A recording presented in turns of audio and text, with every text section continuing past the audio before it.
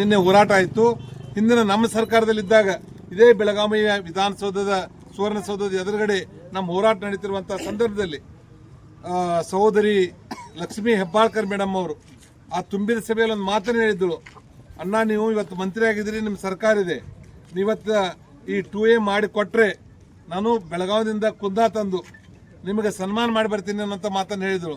ಒಂದು ವೇಳೆ ನಿಮ್ಗೆ ಆಗದೇ ಇದ್ದರೆ ನೀವು ನಮ್ಮ ಸರ್ಕಾರ ಬಂದ ಮೇಲೆ ನಾವು 3 ತಿಂಗಳಲ್ಲಿ ನಾವು 2A ಕೊಡ್ತೀವಿ, ಅವಾಗ ಒಂದು ಜೋಡ್ ಬಂಗಾರದ ಬಳೆಯನ್ನು ನೀವು ಕೊಡಬೇಕು ಅನ್ನೋಂಥ ಮಾತನ್ನು ಅವತ್ತು ಹೇಳಿದರು. ನಾನು ಹೇಳ್ತೀನಿ ತಾಯಿ, ನಿಮ್ಮ ಸರ್ಕಾರ ಬಂದ 3 ತಿಂಗಳಲ್ಲ, ಇವತ್ತು 18 ತಿಂಗಳಾಗ್ಯದ, 2 ವರ್ಷಕ್ಕೆ ಸಮೀಪ ಆಗ್ಲಿಕ್ಕೆ ಬಂತು. ನಾ ಇವತ್ತು ಮಾಡಿಕೊಡೋದು ಕೇಳೋದಿಲ್ಲ, ಇನ್ನೂ 3 ತಿಂಗಳು ಟೈಮ್ ತಗೊಳ್ಳಿ. ಆ 3 ತಿಂಗಳು ಟೈಮ್ ತಗೊಂಡು ನೀವೇನು ಒಂದು ಜೊತೆ ಬಂಗಾರದ ಬಳೆ ನೀವು ಕೇಳಿದ್ರಿ, ನಾ ಒಂದು ಜೊತೆ ಬಂಗಾರ ಬಳೆ ಕೊಡಲ್ಲ, ನಿಮಗೆ 1 ಕಿಲೋ ಬಂಗಾರದ ಆಭರಣಗಳನ್ನು ಮಾಡಿಸಿ 1 ಲಕ್ಷ ಜನರನ್ನು ಸೇರಿಸಿ ನಿನ್ನ ಒಂದು ರಥದಲ್ಲಿ ಮೆರವಣಿಗೆಯನ್ನು ಮಾಡಿ ನಿಮಗೆ ಸನ್ಮಾನ ಮಾಡ್ತೀವಿ. ಇವತ್ತು ನಾ ಹೇಳಿರುವಂಥ 1 kg ಬಂಗಾರ ನಿಮ್ಗೆ ಕೊಡ್ಲಿಕ್ಕೆ ನಾನು ಬದ್ಧರಾಗಿದ್ದೇನೆ. ಈ ಸಮಾಜದ ಋಣ ತೀರಿಸುವಂಥ ಕೆಲಸ ತಾಯಿ ನೀವು ಮಾಡಬೇಕು. ನೀವು ಕೆಲಸ ಮಾಡ್ತಾ ಇಲ್ಲ ಅಂತ ಹೇಳ್ತಾ ಇಲ್ಲ.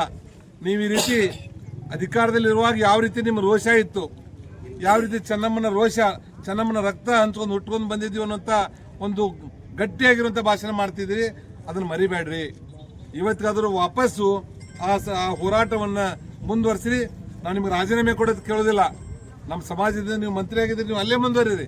ಅಟ್ಲೀಸ್ಟ್ ವಿಧಾನಸಭೆ ಒಳಗಡೆ ಅಥವಾ 4 ಗೋಡೆ ನಿಮ್ಮ ಕ್ಯಾಬಿನೆಟ್ದಲ್ಲಿ ನಿಮಗೆ ಭಾಳ ದೊಡ್ಡ ಶಕ್ತಿ ಇದೆ. ನಿಮ್ಮ ಶಕ್ತಿಗೆ ನಾನು ಮೆಚ್ಚುಗೆಯನ್ನು ವ್ಯಕ್ತಪಡಿಸ್ತೀನಿ. ಈ ಸಮಾಜದಲ್ಲಿರುವಂಥ ಒಬ್ಬರು ಹೆಣ್ಮಗಳು ಕೇಂದ್ರದಲ್ಲಿ ಮತ್ತು ರಾಜ್ಯದಲ್ಲಿ ಇಷ್ಟು ದೊಡ್ಡ ಶಕ್ತಿ ಇಟ್ಕೊಂಡಿರಲ್ಲ. ಈ 80 ಲಕ್ಷ ಜನರ ಪರವಾಗಿ ನಿಮಗೆ ಅಭಿನಂದನೆ ಸಲ್ಲಿಸ್ತೀನಿ. ಆ ನಿಮ್ಮ ಶಕ್ತಿಯನ್ನು ಉಪಯೋಗ ಮಾಡಿ. ಯಾವ ರೀತಿ ಮಂತ್ರಿ ಆಗಲಿಕ್ಕೆ ಅದನ್ನು ಉಪಯೋಗ ಮಾಡ್ಕೊಂಡಿರಿ, ಅದೇ ಥರ 2A ಮಾಡಲಿಕ್ಕೆ ನಿಮ್ಮ ಶಕ್ತಿಯನ್ನು ಉಪಯೋಗ ಮಾಡಿ ಈ 80 ಲಕ್ಷ ಜನರ ಒಂದು ಬೇಡಿಕೆ ಋಣವನ್ನು ತೀರಿಸುವಂಥ ಪ್ರಾಮಾಣಿಕ ಕೆಲಸ ನೀವು ಒಟ್ಟರು ಸೇರಿ ಮಾಡಬೇಕಂತ ಹೇಳಿ ನಾನು ಸಮಾಜದ ಎಲ್ಲರ ಪರವಾಗಿ ನಿಮ್ಮಲ್ಲಿ ವಿನಂತಿಯನ್ನು